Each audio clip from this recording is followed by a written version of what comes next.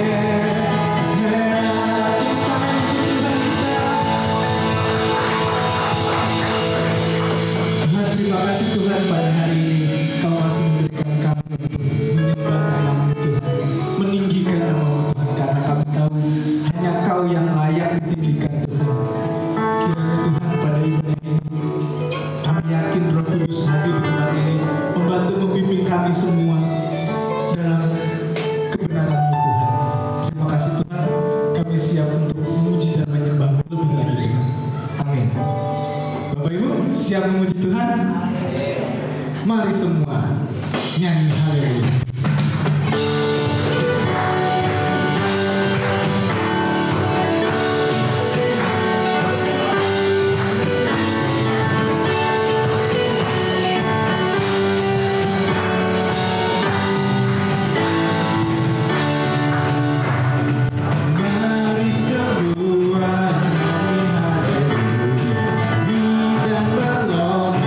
Untuk raja kita, besar mulia.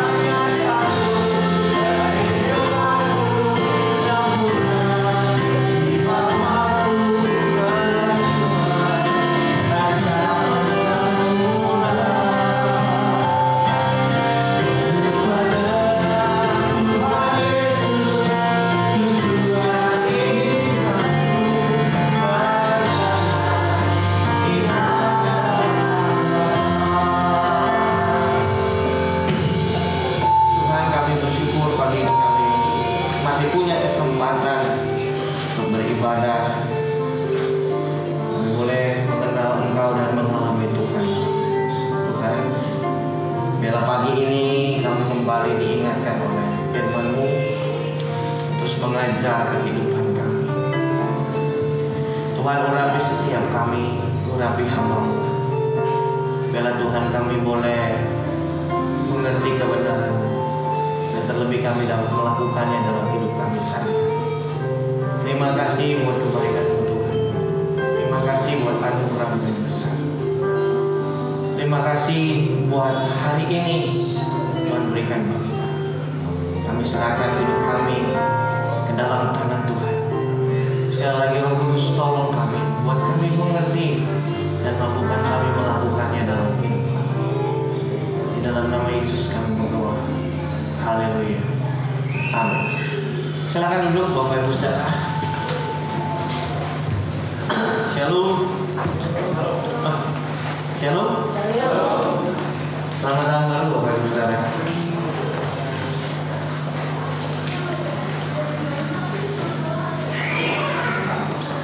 Pagi hari ini saya rindu mengajak Bapak Ibu Saudara dan saya untuk melihat satu kebenaran yang saya berikan tema untuk pembahasan kita bicara soal di mana Allah melakukan yang namanya pemulihan. Mari kita buka Yesaya pasal 54. Kita mulai baca dari ayat yang pertama, kedua, dan ketiga terlebih dahulu. Yesaya 54 ayat 1, 2, 3. Perjanjian damai dengan Sion. Bapak Ibu perhatikan kalimat ini. Bersorak-sorailah hai si mandul yang tidak pernah melahirkan. Bergembiralah dengan sorak-sorai dan memekiklah hai engkau yang tidak pernah menderita sakit bersalin. Sebab yang ditinggalkan suaminya akan mempunyai lebih banyak anak daripada yang bersuami. Firman Tuhan. Ayat 2. Lapangkanlah tempat kemahmu dan bentangkanlah tenda kediamanmu. Janganlah menghematnya. Panjangkanlah tali-tali kemahmu dan pancangkanlah kokoh-kokoh patok-patokmu. 3. Sebab engkau akan mengembang ke kanan dan ke kiri, keturunanmu akan memperoleh tempat bangsa-bangsa dan akan mendiami kota-kota yang sunyi. Bapak Ibu Saudara yang kasih dalam Tuhan, ini adalah salah satu perikop yang ditulis oleh Nabi Yesaya pada saat itu ketika membicarakan perjalanan orang Israel kembali dari pembuangan. Yang pertama Bapak Ibu Saudara dan saya rindu memberikan satu gambaran bahwa bagian ini, ayat-ayat ini adalah ayat-ayat yang ditulis ketika bangsa Israel kembali dari pembuangan. Bangsa Israel mengalami satu pelajaran yang berharga dari Tuhan, yaitu mereka diusir keluar dari Kanaan, ditawan oleh bangsa Babel selama kurang lebih 70 tahun. Seperti juga yang Tuhan telah genapi sampaikan dalam nubuat ini, bahwa setelah 70 tahun mereka akan kembali. Nah, ini adalah latar belakang perikop dan ayat ini adalah ketika mereka kembali. Jadi narasi-narasi yang Bapak Ibu Saudara baca sudah pasti bicara narasi tentang pemulihan. Dan itu diberikan satu gambaran keadaan orang Israel yang kembali dari pembuangan. Bagaimana gambaran hidup mereka? Yang pertama, Alkitab memberikan tulisan ini ya, dalam ayat 1 itu memberikan satu gambaran yang menarik Bapak Ibu Saudara. Keadaan orang yang balik gitu, bangsa Israel yang balik dari pembuangan itu dikatakan seperti seseorang yang mandul. Bersorak-sorailah hai si mandul yang tidak pernah melahirkan. Bergembiralah dan bersorak-soraklah, bersorak-sorai dan memekiklah hai kamu yang tidak pernah menderita sakit bersalin. Lalu gambaran yang selanjutnya, sebab yang ditinggal suaminya akan mempunyai lebih banyak anak daripada yang bersuami. Gambarannya seperti orang mandul dan orang yang ditinggalkan oleh suami. Jadi ini bahasa personifikasi loh kan. Umpama penggambaran satu keadaan, seperti orang mandul yang tidak punya anak, seperti orang yang ditinggalkan. Sebenarnya dua kata ini memberikan satu gambaran tentang keadaan mereka, yaitu mereka mengalami sengsara. Jadi keadaan bangsa Israel waktu kembali itu dalam keadaan sengsara, tidak punya apa-apa. Seperti orang yang ditinggalkan oleh, kalau istri ditinggalkan oleh suami yang ya tidak punya apa-apa. Keadaan yang menderita, keadaan yang sengsara, inilah keadaan mereka. Tetapi dalam situasi seperti itu Allah kemudian menggenapi janjinya ketika membawa mereka kembali. Dan waktu mereka kembali, ini kata kuncinya, kembali ke Kanaan, kembali ke tempat semula, ke tempat asalnya, ke tempat yang Allah inginkan, maka pemulihan itu terjadi. Setuju katakan amin. Bapak Ibu Saudara, jadi kalau kita bicara soal sesuatu yang memulihkan, kalau Bapak Ibu Saudara baca, ini adalah ayat-ayat yang luar biasa. Tuhan mengubah keadaan yang berantakan, Tuhan mengubah penderitaan menjadi sesuatu yang yang baik. Penderitaan diganti dengan tawa, penderitaan diganti dengan sorak-sorai, keadaan mereka digantikan dengan suatu keadaan yang luar biasa. Pemulihan itu bicara soal sesuatu yang luar biasa. Tetapi Bapak Ibu Saudara, saya rindu kita memahami konsep pemulihan yang Alkitab inginkan itu dengan benar. Seringkali kita rindu pemulihan tanpa mengerti bagaimana mekanisme pemulihan yang Allah kerjakan. Satu hal yang penting adalah ketika kembali kepada apa yang Allah kehendaki. Itu kata kunci. Jadi pemulihan itu bisa terjadi kalau Bapak Ibu Saudara kembali kepada posisi yang tepat, keadaan yang sesuai dengan apa yang Allah rindukan, Allah inginkan, keadaan awal. Pemulihan itu baru terjadi ketika Bapak Ibu Saudara kembali. Makanya dalam Perjanjian Lama tidak ada pemulihan tanpa pertobatan. Kata kuncinya itu awal. Ketika mereka menyadari dan Tuhan berkenan kepada mereka, mereka kembali ke tanah perjanjian, kembali menikmati Allah dan segala kelimpahannya. Tapi harus kembali. Kalau tidak kembali, tidak mengalami, tidak akan mengalami masa-masa itu. Dan dari sepanjang narasi-narasi tentang pemulihan, secara khusus pemulihan yang dibacakan atau disampaikan yang akan Allah kerjakan kepada orang Israel di dalam pasal 54 ini, kalau kita perhatikan Bapak Ibu Saudara, maka kata kuncinya ada di ayat 2, 3 dan nanti beberapa ayat selanjutnya.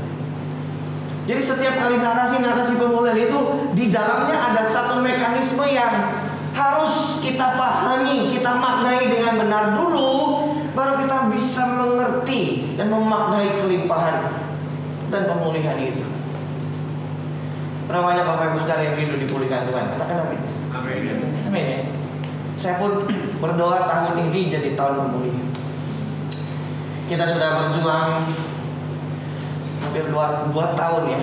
Dan kita masuk ke fase-fase ya kita berdoa supaya keadaan mulai membaik, keadaan yang makin baik ini. Tetapi saya juga rindu melihat keadaan yang baik itu juga dengan benar. Tuhan itu memberkati kita. Dia itu sumber berkat, sumber pemulihan, sumber kuasa, sumber segala sesuatu. Tuh, saya meyakini dan saya percaya itu Tuhan bisa mengerjakan hal-hal yang besar. Saya merindukan itu. Saya rindukan itu terjadi Bapak Ibu di tahun ini. Saya khusus buat pelayanan di tempat ini. Saya rindu. Tetapi kita perlu mengerti dulu mekanismenya. Ayo kita kembali kepada Allah. Kita kembali kepada suara Tuhan. Kita kembali kepada Tuhan, bukan kepada yang lain.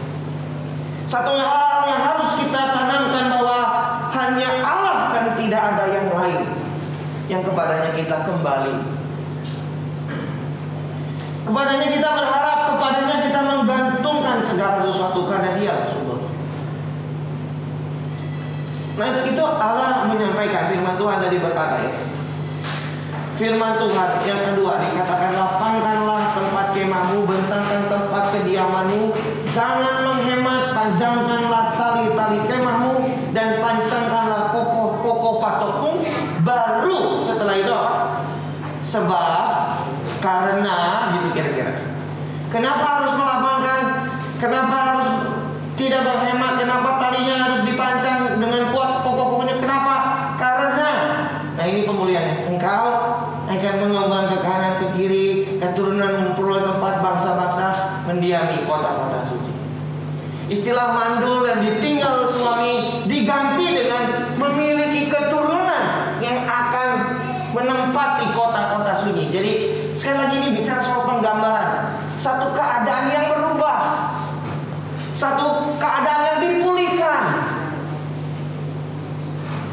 Tetapi Allah berkata, kamu harus melapangkan tempat kemah.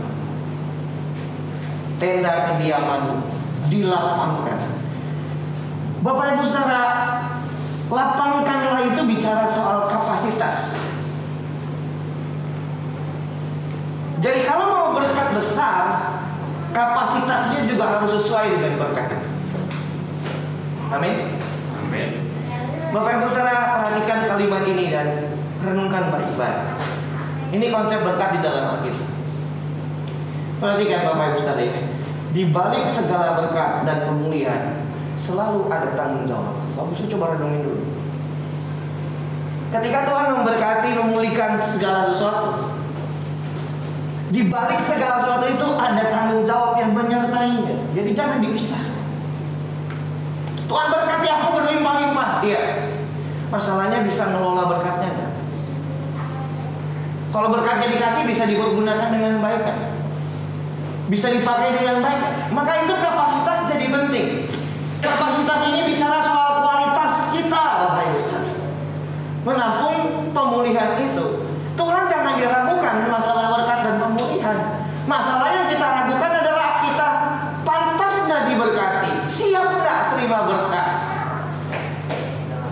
siap nggak dengan pemulihan itu. Kalau Tuhan kasih 100 orang hari ini datang, siap nggak kita melayani 100 orang, teman-teman? Kita minta Tuhan kirim jiwa-jiwa datang ke tempat ini, siap nggak kita? Apa yang mau kita lakukan? Apa yang mau kita sajikan? Apa yang mau kita layani? Makanya kita bertanggung jawab dengan apa yang ada sekarang dengan baik. Tahun ini Bapak Ibu Saudara, saya rindu membangun pelayanan ini dengan baik. Saya sering bilang kadang-kadang kita harusnya malu dengan Tuhan. Tuhan itu udah sangat baik banget, secara khusus untuk pelayanan. Tapi kalau kita tidak serius dengan Tuhan, kita tidak akan lihat apa-apa. Maka kapasitas kita harus dibangun. Iman kita sanggup tak? Kita mesti garap itu kembali kapasitas, kualitas kita waktu kita melayani pekerjaan Tuhan, melayani setiap jemaat yang hadir. Karena tidak ada Bapak Ibu Saudara berkat tanpa tanggung jawab di baliknya.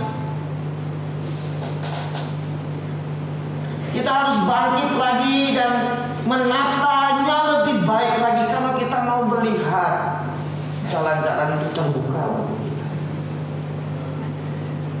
Kalau orang dunia, kalau kita saja sebagai orang tua merindukan hal yang demikian kepada anaknya, apalagi Bapak di surga. Menurut Bapak Ibu Saudara, anak saya itu lebih tepat dikasih mainan mobil-mobilan atau mobil beneran? Halo, ada orang di sini? Halo? Ben itu lebih cocok dikasih mobil-mobilan atau mobil beneran? Sekarang? Kenapa? Sesuai kapasitasnya. Dia belum bisa dipercaya dengan mobil beneran. Suatu saat akan jadi berkat dan segala sesuatunya itu berjalan seiring dengan tanggung jawab yang kita harus kerjakan. Jangan dilupain.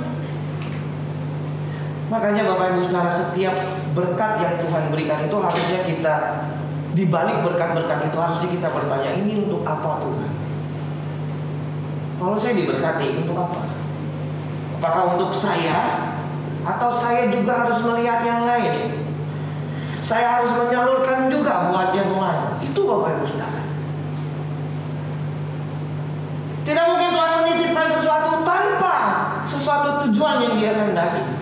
Kalau Tuhan berkati saya dengan hikmat dan kepintaran, untuk apa? Kalau Tuhan memberkati aku dengan keahlian, untuk apa? Mari kita kembangkan talenta dan semua itu untuk Tuhan.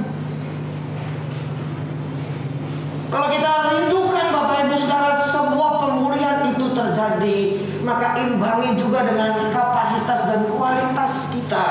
Saya rindu sekali tahun ini jadi lebih baik lagi. Amin. Hidup kita lebih baik lagi, pelayanan lebih baik lagi. Sudah baik, bukan berarti tidak baik, sudah baik. Tapi kita rindu meningkatkan pelayanan. Buat apa? Karena kita melayani Allah. Kita tidak melayani manusia di sini. Kita Kita melayani Tuhan. Kita melayani orang-orang yang ditebus oleh Tuhan. Kita melayani umat yang dipercayakan kepada kita. Mari kita bangun gereja ini dengan baik. Makanya saya suka sedih Bapak Ibu Saudara kalau ada orang pelayanan mau melayani tapi nggak serius. Nggak serius dengan pelayanan. Gimana kita mau melihat sesuatu yang baik, kita nggak bisa dipercayakan. Makanya Tuhan ngomong sama Israel, kamu lapangkan tempat kemahmu, perbesar kapasitasmu karena berkat yang menanti engkau besar. Engkau ini umat Allah yang hidup, yang punya semesta. Masa umatnya model begitu? Gitu gitu. Kamu harus jadi umat yang bisa mewakilkan Allah yang besar. Lapangkanlah itu besar. Makanya Allah menuntut Israel kuat, Bapak Ibu. Hukumnya telah dituntut Tuhan kuat. Karena memang untuk itulah mereka dipanggil. Kadang saya suka merenung ya, orang di luar sana jauh lebih baik daripada orang dalam gereja. Bukan hanya dari sifatnya, tapi cara mengelola. Kenapa di luar bisa profesional betul, baik. Kenapa untuk di gereja sulit kadang-kadang. Aduh, kenapa kita nggak bisa menyajikan satu yang baik ya buat Tuhan? Soalnya bukan untuk kita dan gaya-gayaan, bukan, tapi untuk Tuhan. Kita nggak menyelenggarakan ini dengan baik, gitu loh Bapak Ibu. Tentu kita mengukur diri juga, jangan memaksakan. Tetapi apa yang kita punya di depan mata ini kita nggak kerjakan dengan baik. Allah itu bukan Tuhan yang tidak adil, Dia adil. Dia pasti melihat apa yang kita kerjakan. Saya rindu hari ini Bapak Ibu Saudara mau membagikan, ayo. Semua ini ya Bapak Ibu Saudara dan saya percaya semua ini akan diberkati Tuhan berlimpah-limpah. Kurang. Masih kaget-kaget. Saya percaya tahun ini Bapak Ibu Saudara akan diberkati Tuhan berlimpah-limpah. Lebih mana? Maka yuk kita bangun diri kita. Bangkit lagi ya. Bangkit kembali bersama, kita bangun.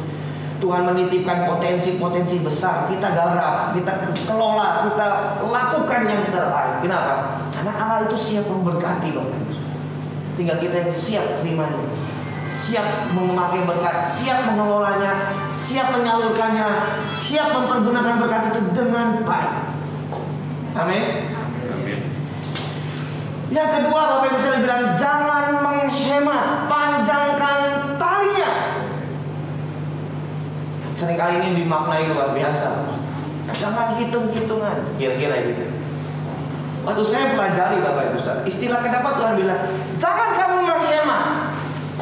Sebenarnya ini bicara soal apa? Ukuran, standar. Jangan kamu menghemat itu bicara soal ukuran, standar, dan standarnya itu bukan standar manusia. Ukuran manusia maka Tuhan bilang panjangkan. Standarmu itu cuma 10, Allah punya standar 100, panjangkan. Ini bicara soal ukuran siapa yang kita pakai. Israel Tuhan bilang pakai ukuran saya, bukan ukuran kamu. Berkat itu Bapak Ibu Saudara bicara soal standar dan ukurannya Tuhan. Makanya itu masing-masing diberi menurut kesanggupannya. Nah, bicara soal standar, bicara soal ukuran yang kita pakai satu-satunya adalah ukuran Allah, bukan ukuran manusia. Dan seringkali ukuran kita meleset Bapak Ibu Saudara. Tapi Tuhan tidak pernah meleset. Standar yang kita pakai adalah Allah. Untuk itu apa yang kita harus gunakan?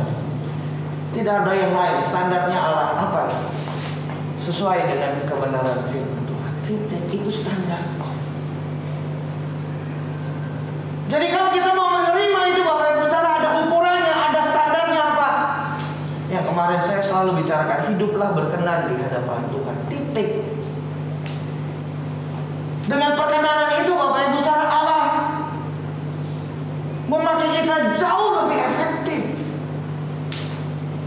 Saya pernah singgung ya, minggu yang lalu 26 Desember. Saya sedang menyiapkan Bapak Ibu Saudara untuk saya bagikan bahwa kita ini menjadi alat kemuliaannya Tuhan. Maka Bapak Ibu Saudara, kita harus mempersiapkan diri dengan baik. Dan ukuran hidup kita adalah satu, Alkitab dan kebenarannya.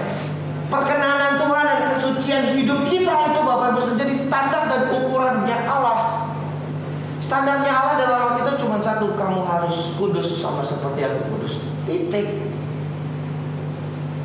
Dan tidak ada yang lain. Saya coba pelajari dari perjanjian lama, perjanjian baru. Kalimat itu diulang. Bahkan Petrus ngomong dalam 1 Petrus setelah bicara soal apa? Soal penebusan. Kamu harus kudus sama seperti aku kudus. Jadi ini standar hidup orang percaya, hidup di dalam kekudusan Allah. Bapak Ibu Saudara, dengan majunya teknologi, bikin dosa juga makin canggih loh. Makanya kita harus jaga hidup kita baik-baik. Dan ini nggak bisa kalau kita nggak serius. Kalau kita nggak serius Bapak Ibu Saudara, hidup kudus itu cuma mimpi. Saya berapa kali juga bertanya sih, bisa nggak ya kita hidup dalam kebenaran? Bisa nggak ya? Aduh, kalau lihat dunia Bapak Ibu Saudara, kayaknya sulit banget tuh, sulit. Kita harus kadang-kadang maaf ya, kita harus dikit-dikit tricky gitu, tricky apa? Curang kadang-kadang. Saya lihat ada orang-orang yang aduh kok gitu. Bukan dalam pelayanan masih aja ada yang begitu-begitu tuh. Heran saya. Bayangkan di lembaga yang di dalamnya nama Tuhan ditinggikan, pakai nama Tuhan. Saya nggak ngerti. Karena saya juga pesimis loh Bapak Ibu. Pesimis dalam arti kata, aduh bisa nggak ya kita hidup, kita berjalan dalam standarnya Tuhan itu mampu nggak ya kira-kira? Kalau lihat keadaan gitu ya, susah ya. Cuman saya dapat satu penghiburan Bapak Ibu dari Tuhan. Yang saya percaya Tuhan akan memampukan setiap kita. Gimana itu Bapak Ibu? Tidak ada lain Bapak Ibu. Kita harus punya komitmen yang kuat, titik gitu aja. Selama kita melihat Tuhan, selama kita rindu dengan Tuhan, ingin berjumpa dengan Dia, itu yang membuat kita kuat. Makanya Paulus pernah bilang, segala sesuatu untuk Tuhan, termasuk ini. Aku begini karena aku mau ketemu Tuhan. Aku begini karena aku sayang sama Tuhan. Aku tahan karena aku mau hidup dalam kebenaran Tuhan. Begitu. Kalau nggak begitu, agak nekat. Kalau nggak nekat begitu, agak susah. Bener. Ini ya kekuatan daging ini sulit ditaklukkan. Bapak Ibu Saudara, jangan main-main, jangan berkata aku bisa, jangan sok kuat. Ini sulit ditaklukkan. Ke gereja di 2 jam ini nggak membuat daging ini hilang, enggak. Firman Tuhan yang kita ngerti ya, baru ngerti ini belum dilakukan. Juga mengubah. Di sekolah teologi itu anak mahasiswa pinter-pinter loh. Kalau ngomong Alkitab lebih pinter dia kadang-kadang dari dosennya. Tapi jatuh dalam dosa banyak juga. Apalagi yang sudah mengerti juga kebenaran, melakukannya itu cuma terseok-seok. Jadi kalau misalnya soal standarnya Allah Bapak Ibu Saudara, itu udah harga mati yang kita nggak bisa tawar gitu loh dalam kehidupan. Dan ini bukan perkara mudah, ini perkara yang berprosesnya panjang. Jadi kalau kita nggak serius dengan proses ini, ya jadi sulit. Tapi kalau kita serius dengan proses ini, saudara percaya gak Tuhan itu maha luar biasa? Amin. Dia tolong kita.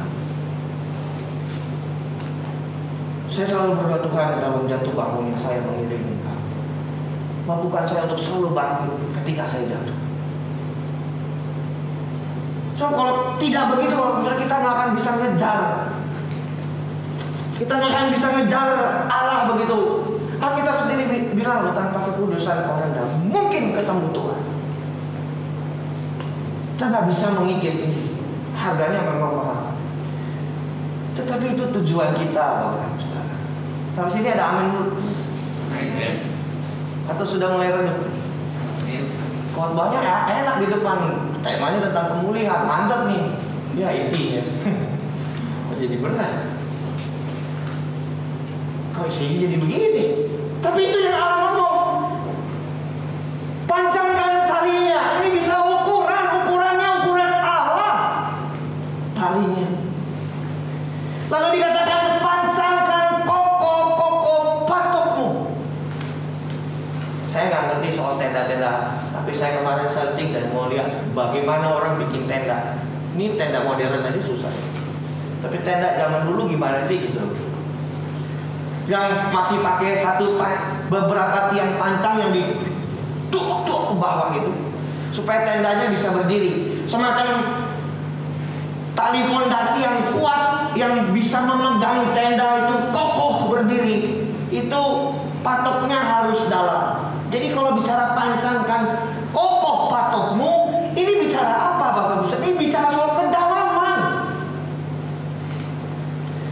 Sesuatu yang kuat itu bicara soal kedalaman. Makin dalam dia, makin kuat. Kalau bangunan fondasinya makin dalam, makin kokoh. Pohon kalau akarnya makin dalam, makin kuat berdiri. Tapi kalau pohon toge yang akarnya cuma berapa senti, tuh kucing lewat aja kadang-kadang rontok. Tapi coba lihat pohon beringin. Dulu di Petamburan Bapak Ibu Saudara, sama masih di Petamburan, masih ingat nggak tuh? Masih ada tuh pohon gede di Anen. Sekarang udah jadi tempat makan. Dulu di situ pohon gede banget. Sampai sini yang tinggal di Petamburan. Tapi pernah lihat dari Petamburan dulu ada pohon gede banget. Kok Gula pasti tahu nih. Yes. Di Anen kan dulu ada pohon gede ya kok. Iya. Nah, pohon gede banget itu. Itu nggak bisa dilumpuhin loh Bapak. Kagak bisa dilumpuhin. Orang-orang bilang ada penunggunya. Ada yang bilang nenek-nenek lah, ada yang bilang kakek-kakek lah. Saya bilang itu keluarga. Kakek-kakek nenek-nenek kita juga ada cucunya saya bilang. Banyak banget. Waduh, gede kan. Satu kali roboh kok, bener nggak? Roboh, angin gede roboh. Wah itu kita bilang gak ada yang bisa, tapi roboh. Wah itu datang petugas Polwasenso, muntah lama banget loh. Coba lihat kedalamannya. Waduh, akarnya itu nggak main-main. Akarnya itu panjang-panjang. Jadi kalau bicara panjangkan kokoh patok, ini bicara soal kedalaman. Kedalaman apa? Kedalaman dengan Tuhan. Sesuatu yang dalam dengan Allah, relasi yang deep dalam dengan Allah. Bicara soal kedalaman itu cuma bicara soal dua. Yang pertama adalah kedalaman itu diperoleh karena Bapak Ibu Saudara saya mengerti dan tahu, maka perlu diajar. Mengerti dan tahu itu perlu diajar. Mimbar itu harus mengajar. Firman Tuhan itu harus mendidik, mengajar. Firman-firman yang mengajar supaya Bapak Ibu Saudara tahu, punya banyak pengetahuan tentang Allah. Pengetahuan yang kita miliki itu membantu kita mengerti tentang Tuhan. Tuhan itu gimana? Siapa? Bagaimana? Dan lain sebagainya. Umat perlu diberitahu. Makanya di dalam Hosea dikatakan umatku binasa karena tidak kenal Allahnya. Itu kurang paham tentang Tuhan itu kalau bahasa terjemahan sehari-hari. Karena nggak mengerti tentang Allahnya. Karena iman-iman yang ngajarin itu kalau kata Hosea. Mereka hanya sibuk dengan perkara yang lain tapi tidak mendewasakan umat untuk mengenal Tuhan. Kalau bicara soal ini kadang-kadang orang Kristen kalah sama yang lain-lain. Duh, saya pernah lihat mereka sampai hafal tikoma. Itu baru hal-hal yang di luar tuh, belum yang deep dalam. Itu baru yang standar-standar biasa. Pakai bahasa asli, kita bahasa Indonesia aja kadang-kadang lupa. Coba sini siapa yang hafal ayat Alkitab? Saya mau kasih hadiah. Beneran nih ada hadiahnya? Nggak ada yang mau juga? Apa-apa? Nggak ada. Atau ya ada sih Pak, tapi malu ya udah. kita mengerti kebenaran itu dengan baik dan proporsional. Yang kedua, selain Bapak Ibu saudara tahu tentang Tuhan, ini yang jauh lebih penting. Kedalaman itu dibangun lewat pengalaman dengan Allah. Jadi gak cuma ngerti ya, tapi harus mengalami. Supaya kita ngerti ini jadi benar, jadi nyata. Seringkali Bapak Ibu saudara, saya juga seringkali memakai Allah dalam tatanan konsep. Saya tahu Tuhan begitu, saya ngerti Tuhan begitu, saya paham, saya belajar, saya ngerti, saya tahu. Tapi masalahnya saya tidak mengalami Tuhan yang begitu. Masalah. Saya kira cuma tahu teori, tapi tidak mengalami. Dia benar-benar hidup. Makanya kalau Tuhan berikan satu masa-masa yang sukar, harus kita lihat dari kacamata ini, bentuk aku mengalami Allah. Amin. Aku mau mengalami Tuhan. Dan saya rindu Bapak Ibu saudara mengalami Tuhan di tahun ini. Mengalami Tuhan. Mengalami Dia Allah yang benar-benar hidup. Ya, saya tidak maksud apa-apa, tapi saya rindu Bapak Ibu, ini kerinduan saya Tuhan. Saya percaya Tuhan hadir. Saya rindu ibadah itu menghadirkan Tuhan. Ibadah ini bukan rutinitas setiap minggu, ritual, seremoni, tetapi seperti altar yang dibuka dan kita berkata silakan hadir Tuhan. Nikmati pujian umat. Hadirlah Tuhan. Nikmati kehadiran kami. Tuhan hadir di sini. Bukan hadir dalam arti kata apa, tetapi Dia berkenan datang karena ada sesuatu yang dipersiapkan. Dan kita mengalami Dia setiap kali datang di rumahnya. Kita mengalami Tuhan, Saya rindu itu terjadi. Bukan hanya sekedar kita mau lihat manifestasi, kita mau melihat, enggak, bukan itu. Tapi kalau itu terjadi Bapak Ibu saudara, itu merupakan salah satu memang tanda kehadiran Tuhan. Dan Bapak Ibu saudara mengalami pengalaman roh, pengalaman spiritual, pengalaman di jamah Tuhan, dilawat, di jamah Roh Kudus. Wah, itu saya rindu. Pengalaman itu jangan dianggap sepele Bapak Ibu saudara, karena pengalaman itu memperteguh dan memperkuat kita. Sayangnya hal seperti itu sekarang dianggap mistik. Walaupun ada yang menyalahgunakan juga jadi mistik memang. Tetapi sebenarnya hal itu memang bisa dialami dan dirasakan. Dan ketika Dia menyentuh, Dia benar-benar menyentuh kita, Bapak. Dan saya rindu Bapak Ibu saudara mengalami Tuhan di situ, di tempat ini. Yang terakhir ayat 17. Setiap senjata yang ditempa terhadap engkau tidak akan berhasil. Setiap orang yang melontarkan tuduhan melawan engkau dalam pengadilan akan engkau buktikan salah. Ini bagian dari pemulihan. Inilah yang menjadi bagian siapa? Baca sama-sama. 2, 3, siapa? Hamba-hamba Tuhan dan kebenaran yang mereka daripadaku. Demikian firman. Ini ditutup dengan kalimat ini. Itu kalau Bapak Ibu saudara baca pemulihan Allah kerjakan itu hebat-hebat. Ini salah satunya Bapak Ibu saudara. Kalau Bapak Ibu saudara dituduh melontarkan tuduhan di dalam pengadilan, engkau akan buktikan mereka salah. Tuhan bela. Tetapi itu menjadi bagian siapa? Menjadi bagian siapa? Hamba Tuhan. Menarik bagi saya. Ini adalah bagian mereka yang menjadi hamba. Hamba dari kata doulos. Memang seringkali kita tahu doulos artinya hamba. Bukan itu. Tapi doulos dalam pengertian ini adalah seorang yang berada di bawah kendali. Itu hamba. Tinggal mau dikendalikan siapa? Kalau kata Alkitab, ini bagian orang-orang yang mau dikendalikan Tuhan. Yang kedua, doulos itu implikasinya selalu taat. Orang-orang yang mau mentaati Dia, itu hamba Tuhan. Karena bagi hamba tidak ada kata tidak. Ketika Tuhan yang berkata jalan, enggak ada Tuhan, gak bisa. Hamba gak bisa ngomong gitu. Jangan itu perbudakan. Hamba gak bisa nolak perintah. Nggak ada tuh hamba yang waktu dikatakan, tolong ambilin minum, 5 menit lagi. Nggak ada. Mereka adalah orang yang selalu siap, taat, dan berkata, Tuhan aku mau. Iya, aku mau lakukan. Hanya bagi mereka pemulihan itu terjadi. Bapak Ibu Saudara mau mengalami pemulihan Tuhan, amin. Ayo kita jadi hambanya. Kita mau diajar, dikendalikan Allah dan berjalan dalam kebenaran. Karena itu bagian kita. Dan kita akan masuk di tahun ini, Bapak, melihat pemulihan-pemulihan itu terjadi. Amin.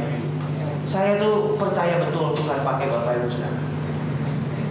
Bapak Ibu Saudara yang Tuhan kirimkan di tempat ini adalah orang-orang yang memang Tuhan kirimkan. Dan saya percaya Tuhan akan memakai Bapak Ibu Saudara. Bapak Ibu Saudara nggak perlu kecil hati, saya nggak bisa apa-apa, Pak. Bisa. Tuhan akan memakai Bapak Ibu Saudara dengan tangan. Dan kita akan melihat hal-hal besar tahun ini ketika kita mengerjakan bagian-bagian kita. Amin. Mari kita bangkit berdiri.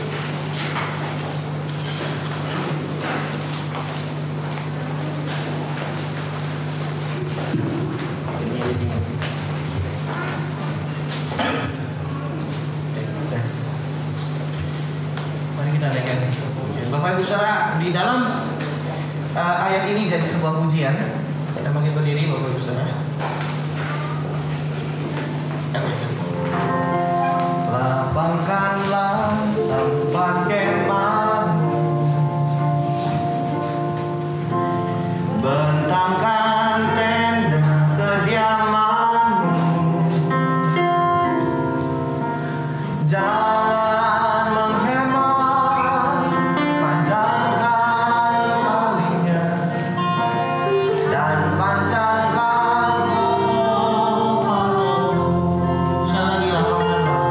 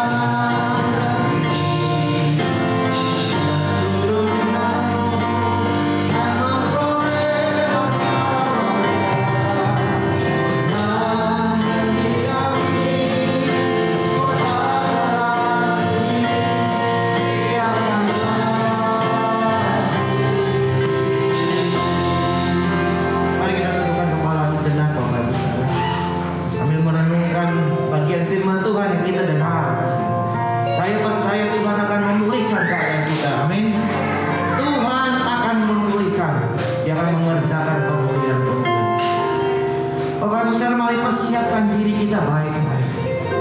Siapkan diri kita baik-baik. Lakukanlah apa yang menjadi kehendak Tuhan dalam hidup kita. Yang berkata Tuhan, kami mau menjadi hamba-hamba-Mu yang mau melakukan kehendak-Mu Tuhan. Nyatakanlah kemuliaan Tuhan dalam kehidupan setiap umat. Terima kasih. Bapak Ibu Saudara, mari kita siapkan hati kita untuk masuk dalam sakramen perjamuan kudus.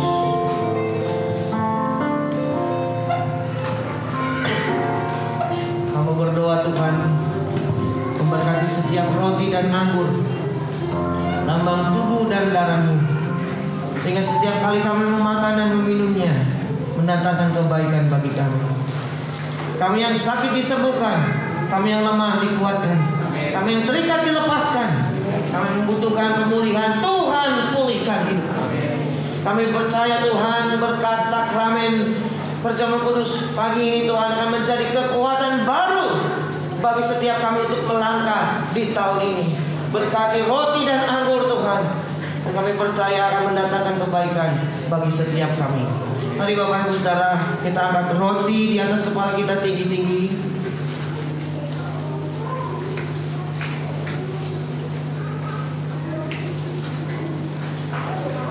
Dengarkan firman Tuhan yang berkata, sebab apa yang telah kuteruskan kepadamu telah kuterima dari Tuhan, yaitu bahwa Tuhan Yesus pada malam waktu Ia diserahkan mengambil roti, dan sesudah itu Ia mengucap syukur atasnya.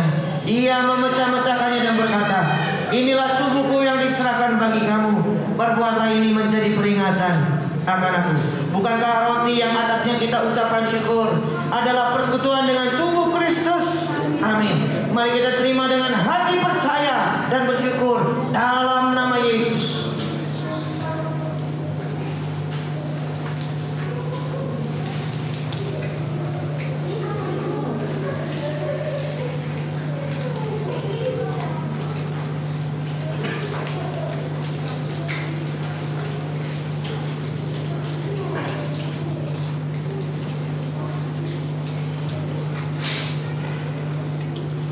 Mari kita angkat cawan tinggi-tinggi kembali di atas kepala kita, dengarkan firman Tuhan.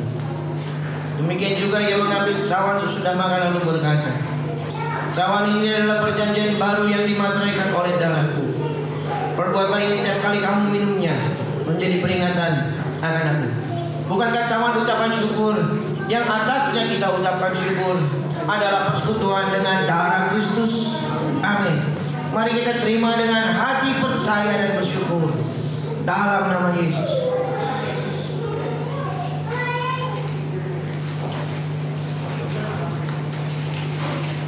Mari kita sembah Tuhan Bapak Ibu Saudara. Ucap syukur buat kebaikan Tuhan. Terima kasih Tuhan Yesus. Haleluya. Kami bersyukur Tuhan.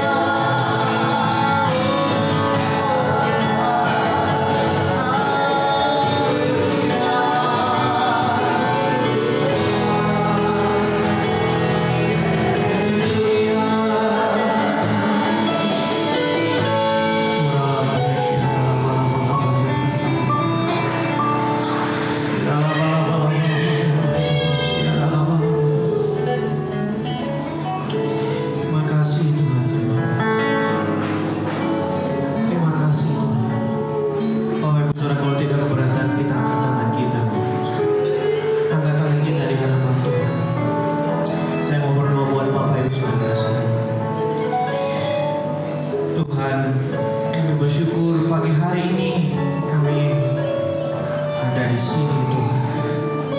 Minggu pertama di tahun ini kami datang kepada Tuhan. Tuhan hamba menyerahkan seluruh umat-Mu pagi ini, mereka yang hadir pagi ini. Kami angkat tangan kami Tuhan. Pimpin kami di tahun 2022 Tuhan. Kami angkat tangan kami dan kami menyerahkan hidup kami di dalam tangan. Hidup kami ada dalam tangan Tuhan yang kuat. Tangan Tuhan yang ajaib. Tangan Tuhan yang penuh mujizat. Tangan Tuhan yang penuh kuasa. Tangan Tuhan yang penuh dengan kekuatan dan berkat yang berlimpah-limpah.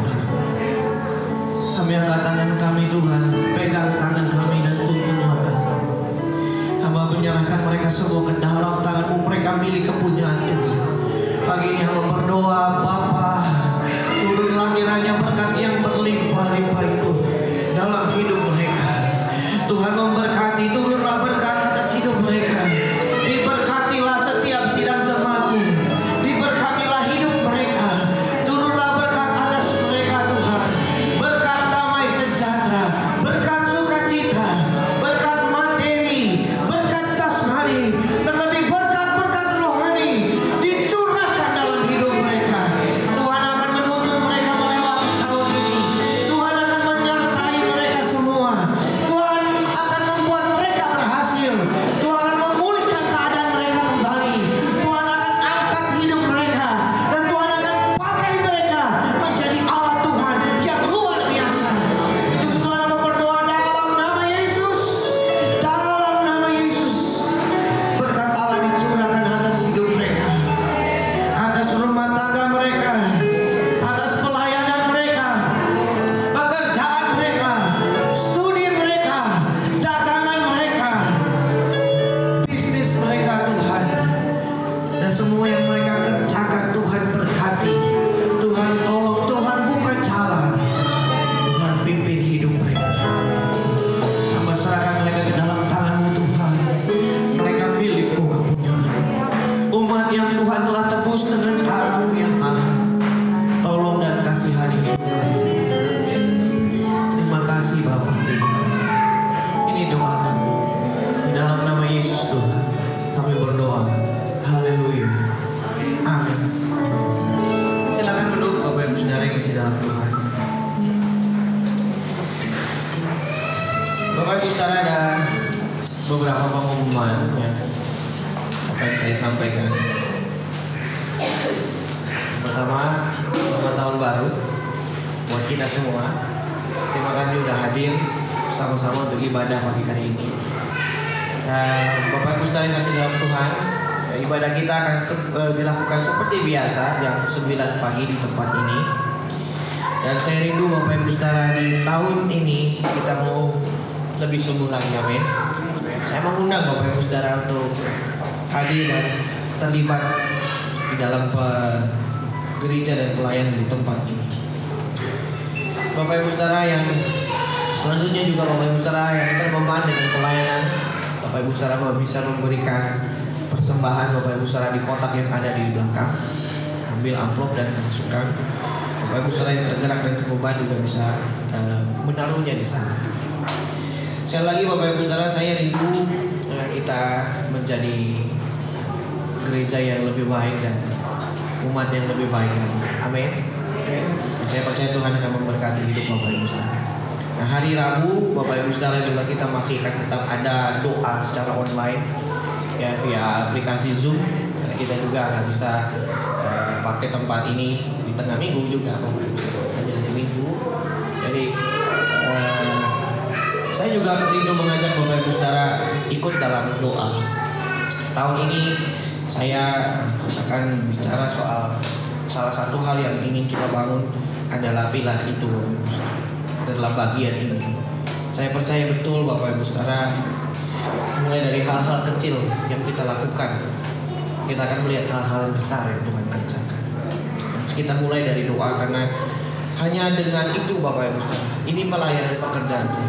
Hanya dengan cara dan kehendak Tuhan, tidak ada yang lain. Satu-satunya kita andalkan Tuhan. Dan saya mengajak Bapak Ibu Saudara yang bisa terlibat untuk hadir doa bersama-sama dan aplikasi Zoom. Itu saja pengumuman dari saya, tidak ada tambahan lain. Ya, Bapak Ibu saudara, saya paling minta tolong didoakan untuk tahun ini biar kita bisa menyiapkan pelayanan di gereja ini yang lebih baik. Bapak Ibu saudara tolong doakan supaya hal-hal yang ingin dikerjakan Tuhan buat berhasil. Ya, ada beberapa hal yang saya sedang mau bangun di tahun ini bersama dengan Bapak Ibu saudara, tentu lewat pelayanan di tempat ini. Beberapa hal yang ingin saya kerjakan, yang saya mau bangun bersama-sama untuk pelayanan di tempat ini jadi lebih baik lagi, dan kita bisa melayani setiap jemaat yang hadir dengan baik dan bisa menjadi gereja yang berkenan di hadapan Tuhan. Tolong doakan khusus saya dan istri dan keluarga supaya bisa memimpin Bapak Ibu saudara di tahun ini dengan lebih baik lagi. Ya, tentu membawa gereja ini menjadi gereja yang diberkati dan diperkenan oleh Tuhan. Amin ya Bapak Ibu saudara.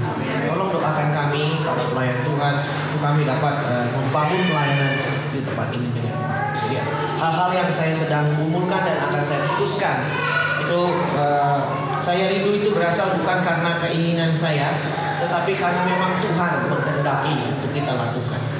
Jadi tolong didoakan hal-hal seperti ini.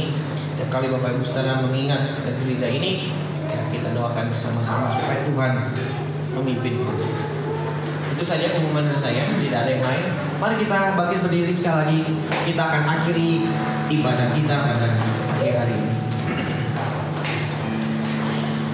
Terima kasih Tuhan Yesus buat kebaikan-Mu, buat anugerah yang besar yang Tuhan kerjakan. Tuhan, di akhir dari ibadah kami mengucap syukur Tuhan memimpin seluruh rangkaian ibadah kami dari awal, pertengahan hingga akhirnya.